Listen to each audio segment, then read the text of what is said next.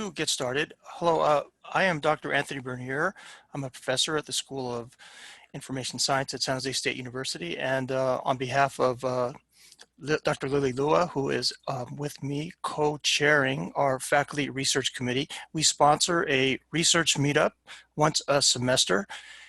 Today is Thursday, the 11th of April. It's our spring research meetup, and today we are delighted to have with us Dr. Michele Villagran, who is a first-year faculty with us. She was a tremendous competitor for the appointment that she had. It was a very competitive situation, and we were very delighted to be able to bring her on board.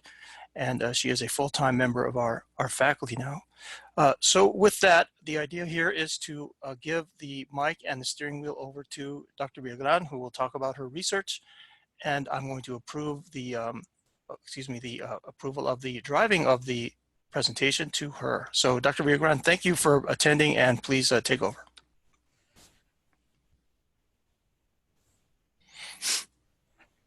Do you want to put the slides up, Anthony? Or I can share them. Why don't you go ahead and share if you can? Okay, give me one moment.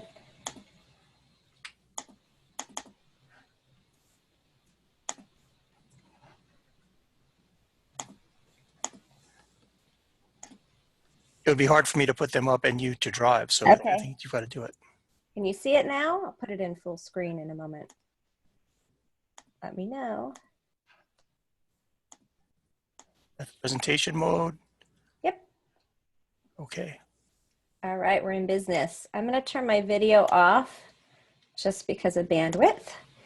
So thank you to the Faculty Research Committee, and for all of you that are attending or listening to this. This is an update really about my research related to cultural diversity within library and information science. I'm not going to talk about past projects, meaning anything I've submitted to date that has already been done. However, some of my current research projects relate to some of my past work. And so here's my agenda for you today. I'm going to talk about 4 of my current research projects, really what's going on in 2019 for me. And of those 4, 2 of them are actually 2 parts. So it's really 6 projects that I am working on.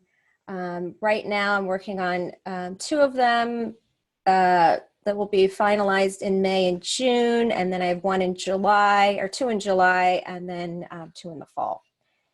And this ties directly into 2 keynotes that I will be speaking at 2 associations in the fall, and then several upcoming presentations. And then I'll talk a little bit about some other projects which relate to my, my research. So everything I'm going to talk about relates to diversity in one way or another. This is a list, and I'm going to go into each of these, a list of the 4 current research projects that I'm working on this year. So the first one ties directly into Special Libraries Association. So for any of you that know SLA, or Special Libraries Association, I have sent out a survey this spring, which includes the cultural intelligence assessment, as well as open-ended questions, demographic questions to the membership. And there's 2 parts to this project. One is looking really at international special librarians or international information professionals, and the other piece is North American. So it's 2 separate papers that I am writing and will be presenting at 2 different conferences. The second one is cultivating cultural competence through reading and literature. So that ties into a meta-analysis and looking at what's already in the literature and doing a deeper literature review. And that's for a conference that will be in July, that I will be presenting my research and then publishing it at that conference. And then I have to give a shout out to Anthony. I don't know how many of you were at my in-person interview, but one of the comments he had made, which really resonated with me, and I hadn't thought about it to date because I came from a non-tenure track position, so I was not publishing regularly, doing research regularly, and I hadn't really thought about circling back to my doctoral work. I finished in 2015 My focus was on cultural intelligence within law firm libraries in the United States. And Anthony had made a comment at my interview about how I considered, looking at my dissertation, the work I had done, and maybe taking a piece of that or spinning off or looking at different populations. So I actually took that to heart. And because of that, I've decided this year, and I've applied for a couple grants, to expand, well, I should say replicate number one. So looking again at law firm librarians and if there have been any changes since 2014, 2015, but then also expanding to look at academic law librarians, but then all types of law librarians. So this is really a expansion, I would say replication, but also an expansion of work I did back in 2014, 2015, or over the course of 7 years of research for my dissertation.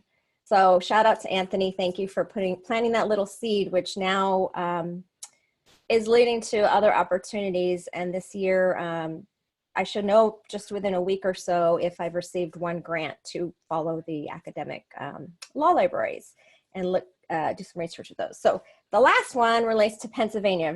You're like, that's random, Pennsylvania. I was asked to keynote for the Pennsylvania Library Association annual conference for the College and Research Division.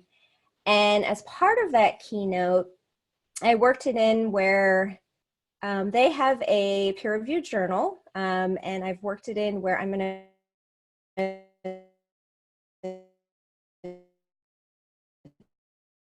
do some research ahead of time, a survey, do some interviewing or focus groups with them, and then publish an article based on my research, specifically with Pennsylvania academic librarians and their cultural understanding. So all of these, as you see, relate.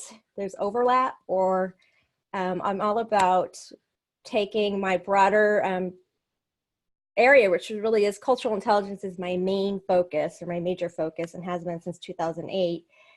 And branching off and seeing where it can apply, because that competency everyone has, and I will go into that right now.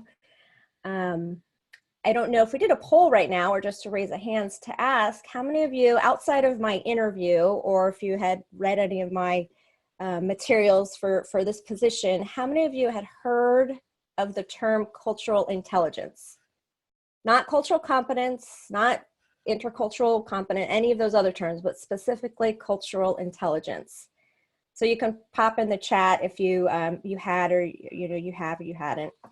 I know Kristen, I was hoping you'd say yes, because I did also do a diversity for the diversity committee, a webinar several years ago related to this topic, and I know there was some great attendance from San Jose students, alumni, and faculty.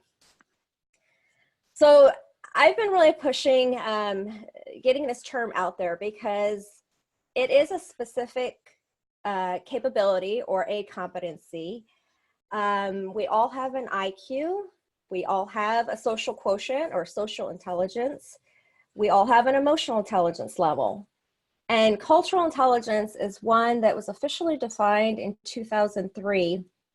And this is the official definition here: capability to function effectively across various cultural contexts. And I do want to point out that cultural intelligence actually predicts one's effectiveness working across many different contexts. A lot of the models that are out there, or even there's other, if you look at cultural competency and what does that mean, or cultural competence, the majority of them, a lot of them focus primarily on whether it's race or ethnicity. There's also generational intelligence, so there's some overlap. Well, this framework that I use specifically can be applied to any type of cultural context. In my consulting work, I've applied it looking at organizational cultures and looking at the units within your organization and how there's subcultures within each, even within each unit, and how there's, differences, and we need to be aware and cognizant, and etc. So that's the one thing that I will point out for you, and also that it is a capability anyone can develop. So it's malleable. If you take an assessment today, your results may be different if you take it say later on, there's pre and post assessments. And the original research, if we go back to when this first came out, really focused on study abroad students. So doing pre and post assessments and a lot of activities, of course, in between. Faith-based organizations. And then also very little was done in the corporate space. And there was nothing related to libraries. So that's why, and I was a former law librarian, so that's why I started looking at law libraries and now looking at other segments of librarianship. And it was developed as a concept to really provide an overarching theoretical framework. And it ties together numerous models to develop, or I should say to create a valid way to measure the capability of cultural intelligence. So it's multidimensional. It is based on the application of Robert Sternberg's integrative theory related to different loci of intelligence. So it includes cognitive, it includes psychological, it includes sociological. There's a lot of aspects within the model. And the dimensions represent qualitatively different aspects of the overall capability. And so there's 4 parts. It's not just one. You have an overall cultural intelligence level, but there are 4 parts or elements of the model. And this becomes really critical because in our own cultures, we're usually more comfortable, or we are more aware or have an idea of what's going on around us. But sometimes, and this is where this ties into the implicit bias, which I also do research and work in, that subconscious level or even that unconscious level where we might not be aware, or we don't have the skills, or we don't have the experience in working with or interacting with a specific culture, that there might be stress or something might happen. And so we may continually have to observe and look for cues to help us navigate. And this is with every single interaction, whether it's with a customer. So for King Library, working with your patrons internally. So as colleagues and peers, working with faculty, working with our students. And it even becomes more challenging because we are 100% online. So there's that element of, well, how can I decipher? How do I even know, or how can I get to know that student and understand their experience and their backgrounds? And that's another presentation in itself. But let me give you the model so you have it, and then I'll apply this to the projects I am working on. So this is the model. There's 4 parts, like I said, or 4 components. And research does reveal that those that are culturally intelligent, and if you have a high, meaning a high cultural intelligence level, you are effective in all 4 of these areas when it comes to accomplishing your objectives, regardless of the cultural context. So you have strength in your drive or motivation, strength in knowledge, strategy, and action. And the first one is always drive, and this relates to confidence, motivation, to want to adapt to a situation or want to participate in a particular situation. So if we think of an underserved population, for example, maybe we think of the incarcerated or ex-offenders. How motivated are we to want to work with them or to even learn about that particular group? Maybe they come into the public library, or maybe they come into a specific setting. How motivated are we to want to help them? The second one is the cognitive piece. So that is your knowledge. And this is related to your level of understanding about how cultures are similar or different. So again, with whichever population you like to choose, could be first-generation students as an example. How well do you know that particular population? What have you done to educate yourself or gain that knowledge about that population? And within knowledge as a whole, each of these have sub-levels. So knowledge includes everything from policy, procedures, systems. So it could be legal systems about a particular country, It could be internally in your organization, a policy that you have that maybe now needs to be modified because it's not inclusive of that particular group, as an example.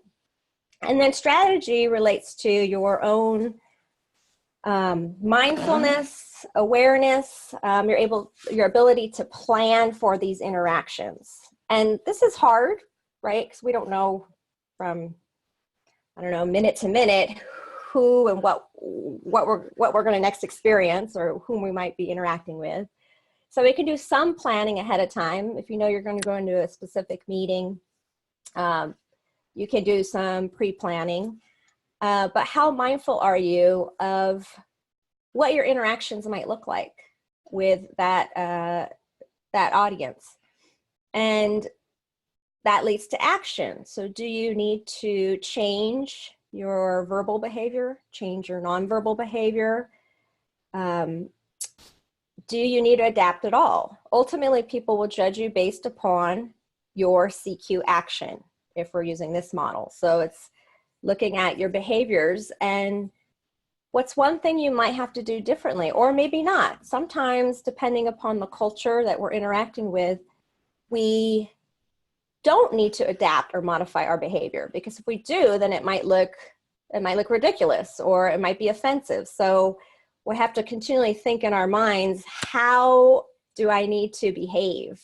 How do I need to maybe adapt or change my own behaviors to ensure a positive result or an ultimate, whatever the solution or whatever the transaction is to get to resolution. So I mentioned earlier about an assessment. There is an academically validated assessment tool that's used to determine your cultural intelligence level. Now, I am certified. I'm so obsessed with this topic that I guess I went and I got 3 certifications. I have all the certifications on cultural intelligence. And as part of that, I have access to the proprietary assessments that I use primarily in my consulting areas, but not so much when I'm conducting academic research, because there's another tool for that. They have a shorter instrument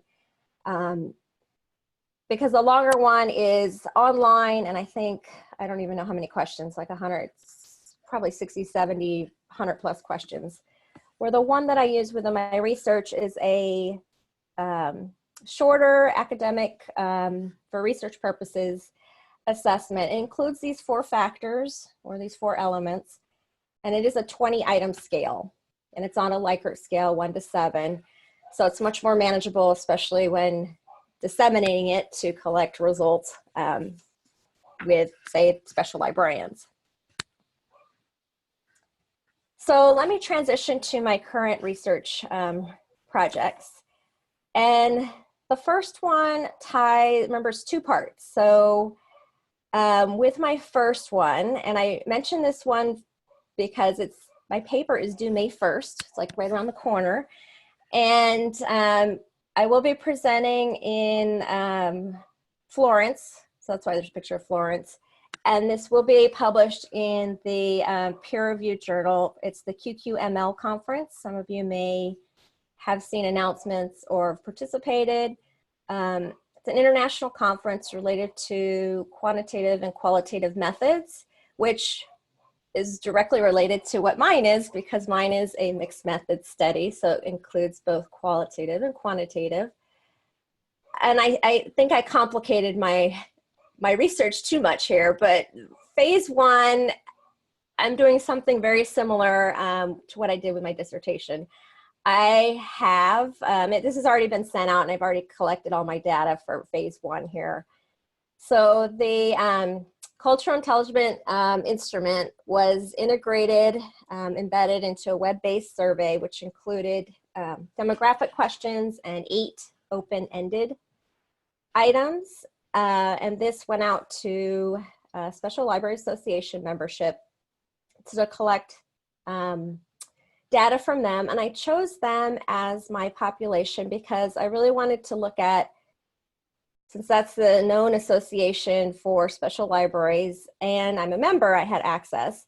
But also they have international chapters. They have 3 in Canada. They have the Arabian Gulf, Asia, Australia, New Zealand, and Europe.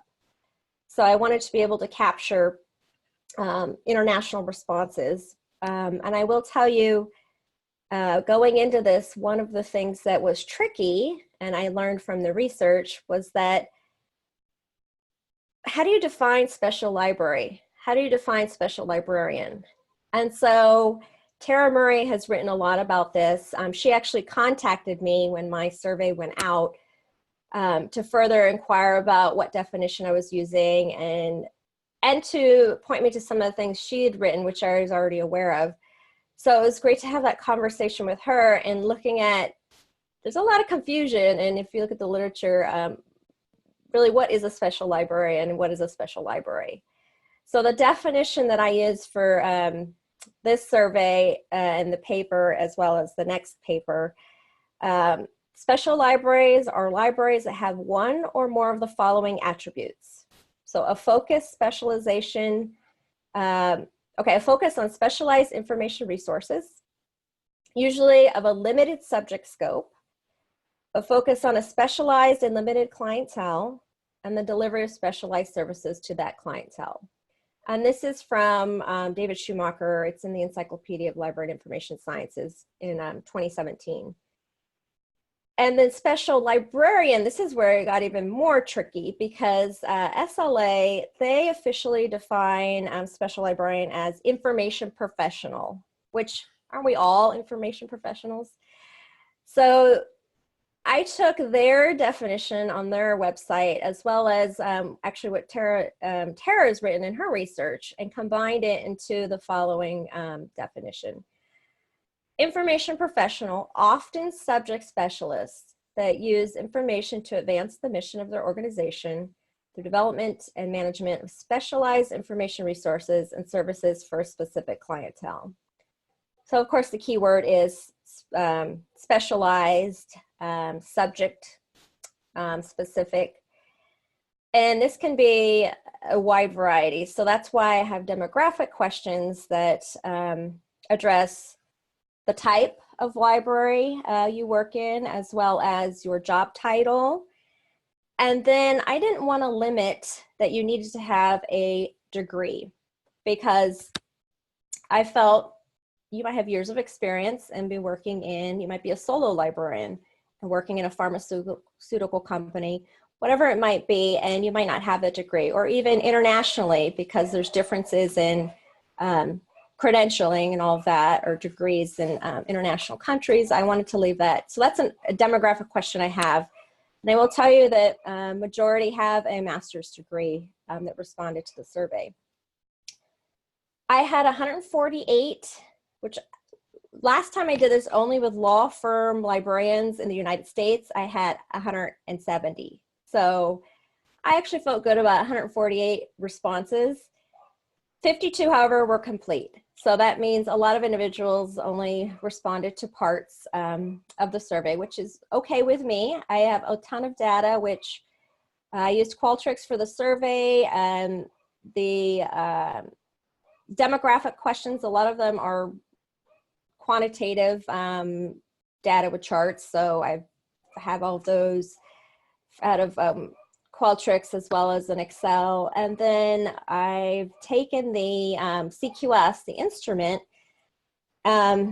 which has those 4 elements and is on a Likert scale 1 to 7. And I have tons of data and charts for those already created and written up. And right now I've been working with NVivo. I don't know how many of you have ever used NVivo, but it is the tool that San Jose has for your qualitative research and coding and coming up with themes. It's very similar to Hyper Research, which I used in the past.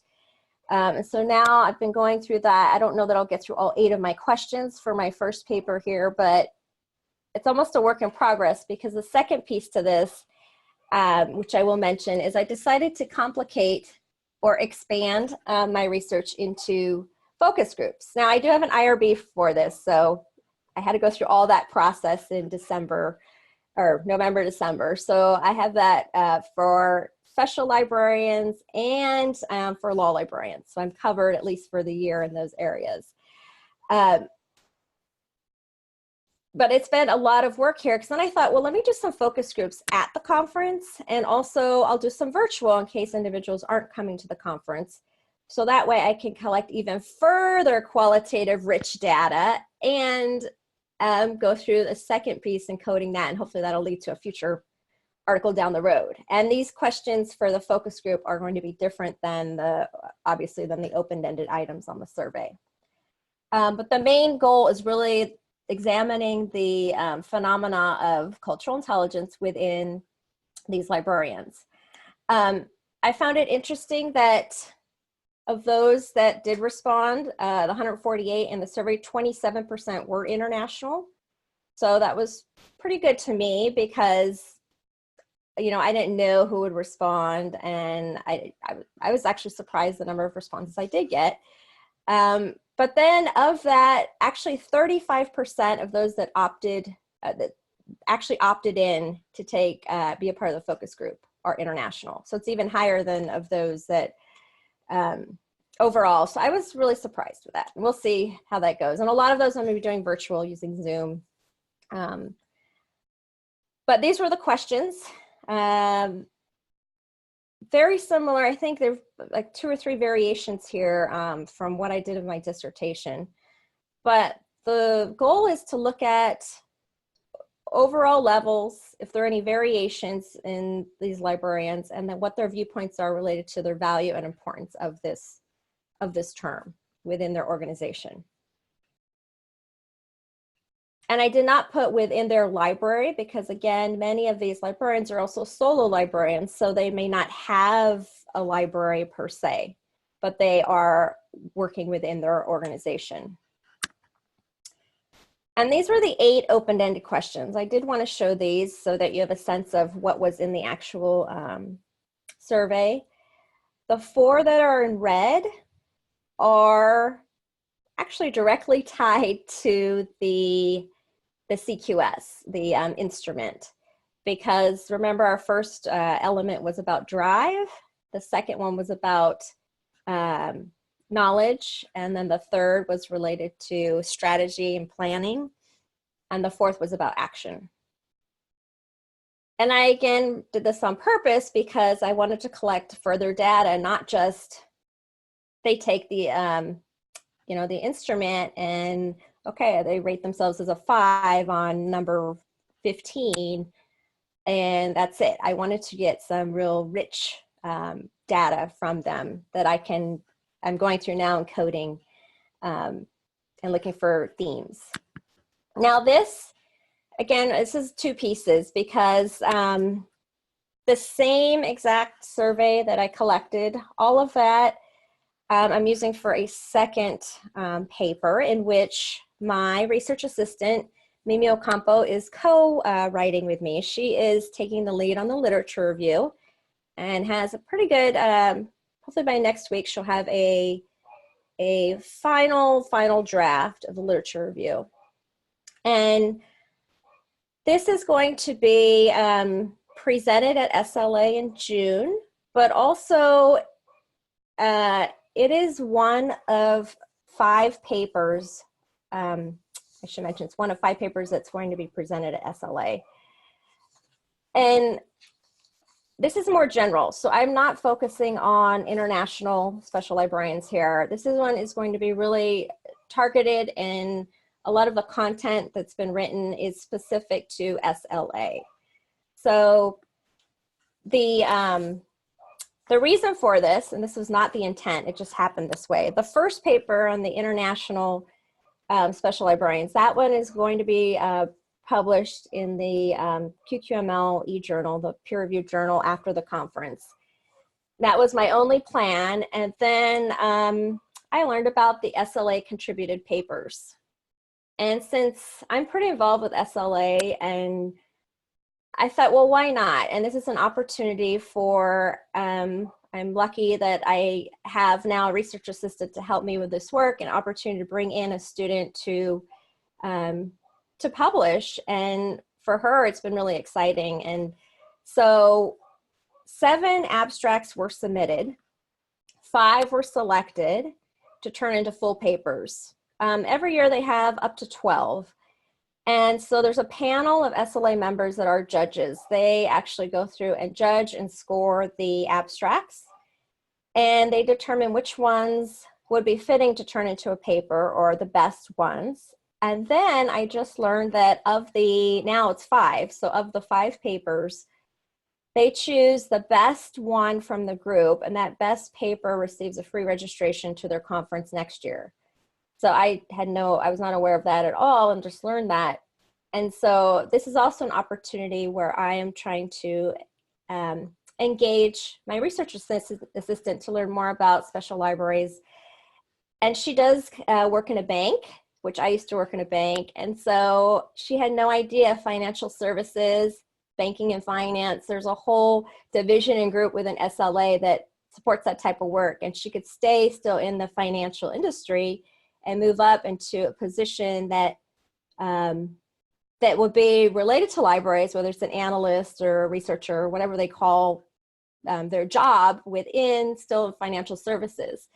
So she was really intrigued about learning about that. And so that will be posted, actually it's openly posted on their website. They have all of their papers posted on their website, and it'll be presented in June.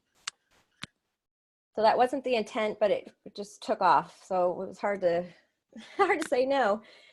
So let me move quickly into these last few and then talk about some other research related projects. So in July, I will be going to Spain to this international conference where I'm going to be presenting a paper. Again, this is the one I mentioned is the literature review, and then a meta-analysis examining. I'm really going to examine what's in the literature related to multicultural readings and whether they enhance cultural competence and cultural intelligence. And this is a spin-off from a past project. I'm fingers crossed waiting for a journal article that was submitted. And right now the latest progress is it's waiting for the final scores, and then we'll know if it'll be published. But this is an article that I co-authored with my former boss at UNT. But we looked at multiculturalism and cultural competency in LIS education within the United States. And so we looked at the US News World Report top ranked schools, and we looked at everything down to, we split it up, looked at every school's website, their curriculum, the learning outcomes, and in student learning objectives, if they were available. We looked at syllabi. And part of that, though, within our literature review was really looking at competency within readings. And so what I initially thought that paper was going to be, it did not go that way. So then I thought, well, let me take the piece that initially I had started research on and turn it into a different journal article. And so we'll see how this one goes. I'm still a little concerned, but I think it'll be fine. And again, my research assistant's going to help me on the literature review, pulling out articles for me.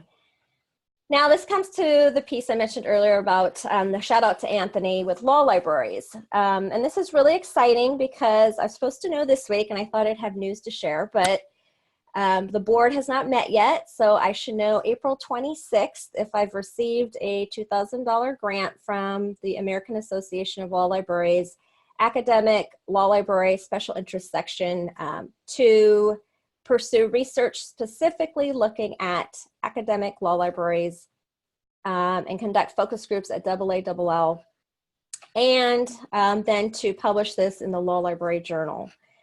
So very similar methodologies I've used here. I'm like, why am I going to change things when it's working? It's been working, and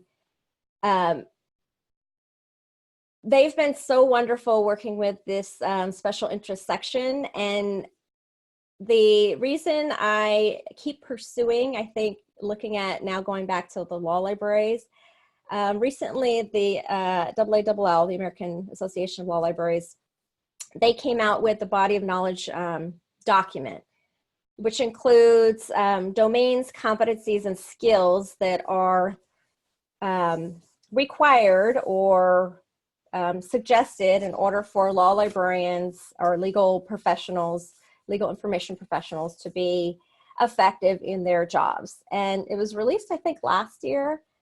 And my work in this area fits right into 3 of their specific domains, if you actually looked at their document, and where cultural intelligence fits in.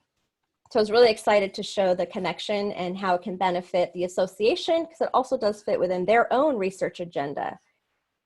So with this one, I'm going to do the same thing. Phase 1 is the survey. In July, actually, we'll be doing the focus groups at the conference. And then if I receive the grant, it's 1 year. So I might expand, maybe do some more virtual work, since I do have the IRB too. So it's not like, what am I gonna do the rest of the year? I can continue publishing in different areas. And I did apply for another grant to see if I can expand this to do, again, I want to look at all types of law libraries. I don't want to just focus on, I have the law firm old data, and then I now have academic law library data, but I want to look at government, corporate, I mean, there's so many different areas within, and then compare, contrast, and see. I mean, I don't know, and I can make all the assumptions I want, but without having the data to analyze, I have no idea if they are culturally intelligent and what that looks like in their organizations, and if they value it or the organization values it. So that's exciting work. And then the last one relates to Pennsylvania. This is really exciting. The College and Research Division of Pennsylvania Library Association reached out to me. They had seen me present at, I think it was at ARL, related to bias and microaggressions. And so we got into a conversation about how that ties into understanding others. I mean, it was really a broad conversation. We talked about everything from value orientations to like, when you offend someone, what do you do? Like, we were all over the place in our conversation. So I tried to bring it back to the cultural intelligence piece, because I thought, well, now I could just survey all of them, collect data ahead of time. I could even put in some open-ended questions related to bias and microaggressions, modify my IRB for that so the questions can be broader. And then when I give the keynote at their luncheon, I can talk about some of my results. And then they do have a peer-reviewed journal, which I can publish, which I've reached out to the editors to submit my ultimate, when I'm done, my findings and conclusions in a piece for them. And it'll be specific to Pennsylvania. So the question right now is, do I want to expand it to beyond academic? I'm looking at all of Pennsylvania Library Association, or stay focused in the one demographic. I'm speaking to academics, so I may keep it broad, and it'll be sent out through their listserv to all, and then I can just have a demographic question and pull out the data and analyze the data specific to academic libraries. But we'll see how that's for the fall, so I haven't even gotten there yet. But that's in Erie, Pennsylvania, I'll be visiting. And that's on here. I wanted to bring up the keynotes, and I think I mentioned this to, I don't remember who, maybe it was Anthony or Michael, someone at our retreat, about, I'm all about leveraging. I don't like to just go one place and do one thing. Like when I was there for our faculty retreat, I actually gave a presentation for Santa Clara Public Library. And so I like to maximize my travels. And that's why if I can get a peer-reviewed article out of it, publish, and it's a peer-reviewed conference, or present, and it's a peer review, and even if it's not, present, and then it can lead to further work. That's what I've been trying to do. So just last week, Minnesota Library Association contacted me, and one of their members had attended a webinar I did on implicit bias. And that topic, as we all know, is so important. There's just so much going on in our profession related to the bias piece and microaggressions. So with this, she also, the president recognize that I've done work in conflict management. So my topic is going to be a spin-off, and I may even see if I could send out a survey to their membership and see what I can collect, some data or examples, and then tie it into the keynote. But it's going to be related to workplace conflict that actually builds us stronger. And that's their theme, building or builds us stronger. So how does conflict build you stronger? And then the second one you see is the one I already mentioned. And I just wanted to give you a list of others. All ties into diversity. Many of these are related to research or have a research component or peer-reviewed. So CLA, I'm working with them about a pre-conference. This is right down the street from my house. So it's, and it's something I have talked about. We'll see. We're waiting to see if they can get some support that I need for this, because it will be probably a 3-hour program before the actual conference starts. And then at the Law Library Conference this year, the two things I'll point out, this is where I'm going to be conducting my focus groups. So they'll be on site and there will be virtual after the conference. But also the Diversity and Inclusion Symposium is something AALL has done for a long time, and it's usually revolves around a very important topic within the legal profession. And this year they invited me to moderate and facilitate the session. I think it was 4 or 5 years ago I was the speaker for the symposium. And this year they're looking at privilege and power in legal environments. So how you can overcome barriers to entry and advancement. So that will be really exciting. And then the last one, ALA, relates to my bias topic. And then I already talked about the cultural competence one. And then SLA, again, SLA is going to be busy, but much of this relates to the work I've been doing, have done, or I'm currently doing on the research side. And I think it'll be really exciting to see. I'm really curious about, I think, how people will react, responses to my paper, and in the focus groups, what other data I receive. And then the qualitative, quantitative methods conference. And that one, I'm looking forward to that because there's going to be so many international colleagues there. So it might be an opportunity to learn more about specific areas and where maybe this research can be applied beyond what I've looked at. And the next week, I'm not going to Texas, obviously, but because that's where I used to be, they called me and they wanted me to present related to serving underserved populations and research implications from the research. So there's a team of us that will be talking about underserved populations in your library, and it's going to be, I'm going to zoom in while they will all be in Texas. And lastly, before we go to questions, I have a lot of other projects, which it might seem like I'm doing a lot, which I am, but also on the flip side, all of it directly ties together. And I keep saying that because it's leveraging our expertise, right? Leveraging what you know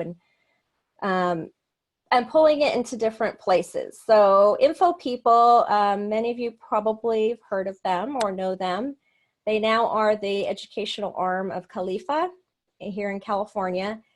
And I've worked with them for, I think, 3 years now. I just wrapped up a 2-week online course on bias and microaggressions in the workplace. But I will be doing my cultural intelligence one again in August for them. I think I did it 2 years ago because it's been requested and is a popular topic.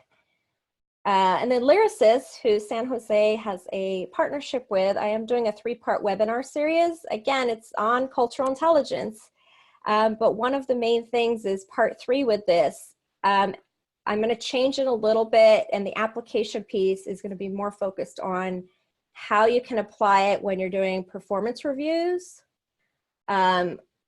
So it'll be from a management or HR perspective, not so much about applying it in the workplace like when you're in a conversation with someone or with a client or a patron.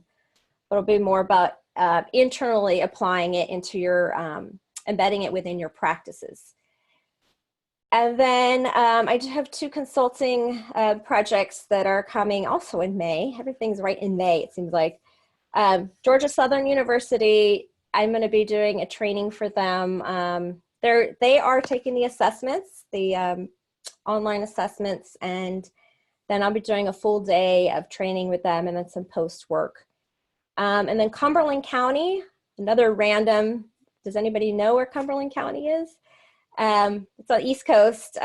They are having me do just a 1-hour snippet for them related to, it's supposed to be bias, but I've expanded it because it's not just about bias. There's much more when thinking about cultural understanding and what that means in the profession and how it impacts your peers and then your patrons. And lastly, those that are SLA, another plug for SLA. In November, December, I was interviewed by the editor on a piece related to diversity in the library, but specifically about biases and what it means and how it impacts librarians. And so there is an article, if you are a member, you might want to check out that. And actually, the whole publication is about diversity. So there's some great articles in there.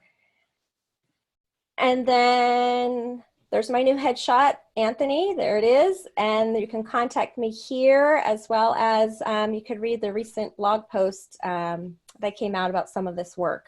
So thank you, and questions? Great new shot. We do have a little bit more than 10 minutes. There's no official protocol. We can, of course, raise our hands in Zoom. I'll raise mine so you give a sense of what that looks like. There's a raise or lower hand in the chart for participants. There's a button there to raise your hand, and Michelle can choose you there. Anybody have any particular questions they want to jump off with? Open up your mic and share that. I have a few if no one does.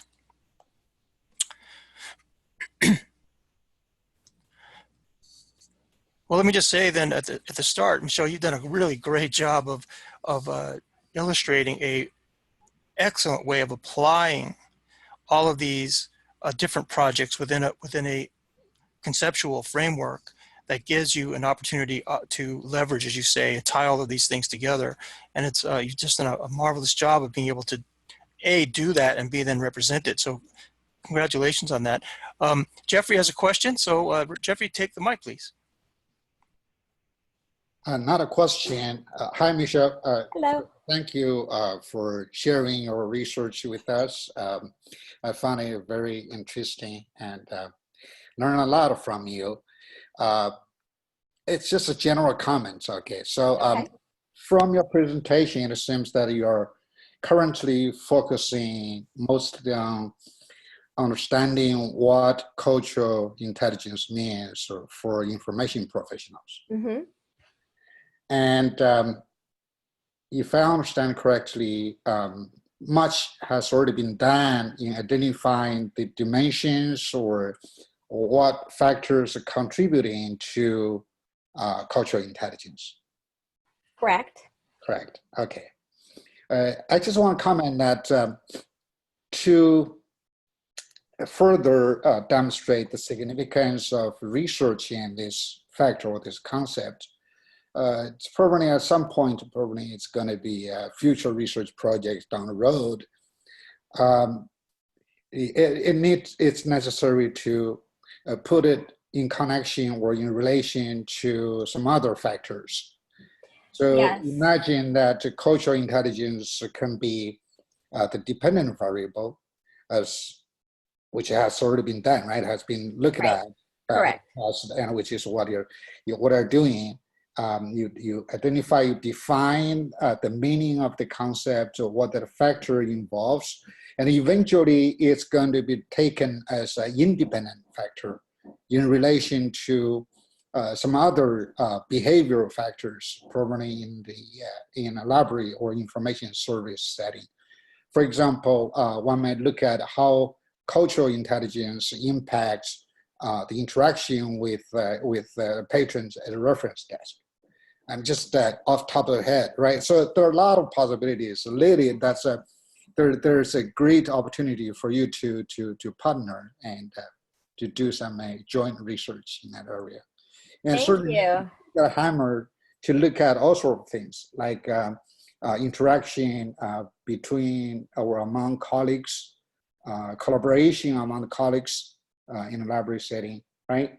And or even a management style in a library setting. So this cultural intelligence factor can be taken as a independent factor that might potentially impact all sorts of things in the settings of information services. I'm done. Thank you so much. So you must like be in my future, like in my mind for the future. I have a long list. I have a massive spreadsheet. I know Kristen's seen it, of all these ideas and where to take this, because I think a lot about the leadership and management side. And when it comes to decision making, when it comes to one area that now, especially working with more with the special librarians, a lot of them are virtual or remote. And so what that looks like when you're in that type of, setting, and especially if you're on the management side. And I think that will be my next area. But then also on the flip side with the law libraries, one way I wanted to go was to tie it into, and this is if I looked again at the law firm libraries, which eventually I will, but looking at attorneys. And so flipping it and saying then, maybe based upon whether it's a partner or the structure of a law firm, and then how the library, where they live, if the library lives under IT or if there's some connection there or impact. But also with services, I know you mentioned, I think, programming and services. So I've thought a lot about with library services and if it was flipped. So we'll see. I have a lot of ideas, but I think we should talk. So I appreciate all of them. And Anthony, too, thank you for your comment. I'm really trying to, as you see, stick with what I know, but also pull it all together and branch out. I love the way that you've used the term flipping. It's a term I use too. It's one of the really fine techniques for expanding and brainstorming. So I'm glad you mentioned that particular term. I did want to ask you about one other thing though. Mm-hmm. You start off and not struggle, but you're grappling with notions of definitions, special libraries, special librarians, and so forth. And I really feel that one of the obligations that we have as researchers is to help the field define certain boundaries or parameters or so on through research. Not that it would be be written in stone, but we have to have some definitions of some things or we'll be paralyzed. We won't be able to learn Right. anything. So that's an important thing. So I would come back to the notion of competence or competencies as a term of art, so to speak, because professional associations, as you know, rather on a regular basis, almost in every division of ALA for sure, release these long, undifferentiated, Mm-hmm. unprioritized lists of unevidence-based competencies or wish lists, basically, that are approved of on a certain day by a certain configuration of a committee, having certain opinions and blah, blah, blah. They're not based on anything. And so I'm curious if you feel that there may be some impact for you in some of these associational conversations to drive home a better, more evidence-based definition of competence. I think with the Law Library Association, yes, because I only say yes there because they recently revised and came out, I think last year, the body of knowledge. And I've already had a couple of conversations internally with a few people that are on the leadership side at the association. SLA, I'm not sure because I know they're going through a lot of changes themselves, and so it's in flux. Tara and I, however, because she's written a lot about this. She's in, I believe, in Pennsylvania, or she's on the East Coast. But her and I have talked about collaborating and looking further into the competencies, even further than she's already gone in the past. And because the SLA competencies are still, they're a bit outdated compared to how AALL has, and they're not evidence-based at all. And so I think there's opportunity maybe directly with her, and I can do some research specifically for the Special Libraries Association. But like you said, work needs to be done in the area. And there's lots of flipping to be done here beyond just law libraries or special libraries. Almost all of the divisions have these lists. Everywhere. And even that's why, if you notice, this is cultural intelligence, not cultural competency or cultural competence. It's very different. It's a defined. So, and I always have to explain that when I present on this topic or even in writing, because people just think it's just, oh, it's another competency and you have to be culturally competent. Well, yeah, of course we do. But understanding there's evidence behind it, there's research, there's a lot of literature supports the actual, this actual term. So thank you. That's another great area to look into. We did a particular reach out for this meetup to the King Library staff. So I wanted to, we have just a few more minutes left. I was just wondering if anybody from the King Library that's listening may have some comments or some question for you. I don't want to put them on the spot, but we invited them especially to attend today.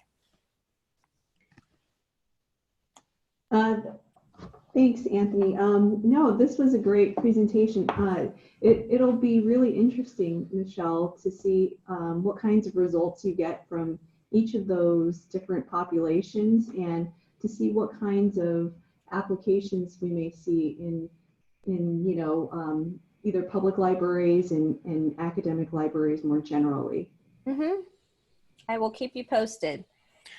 Great, thank you. Well, seeing no other hands up or people in line for a question, we might as well say from high atop the Faculty Research Committee Tower on the sprawling and beautiful campus at San Jose State University, thank you, Dr. Michele Villagran, for presenting your work. Thank you, everyone, for attending.